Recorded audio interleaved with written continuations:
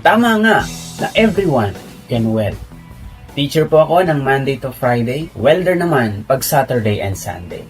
Ako po si Justiny Castillo from Cauayan City, Isabela.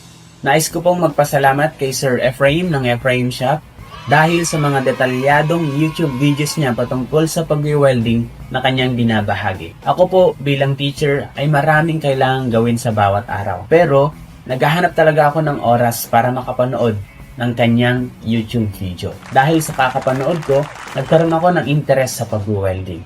Dahil dyan, nakagawa ako ng halos 50 mga simpleng gawain lang, gaya ng table, upuan, plant stand, at marami pang iba.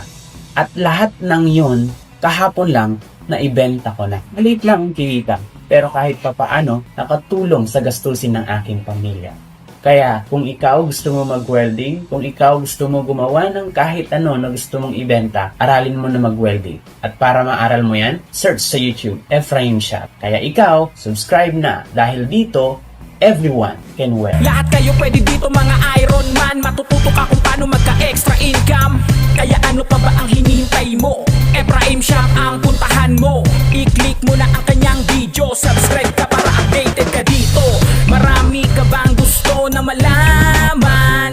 Manood ka lang kay Ephraim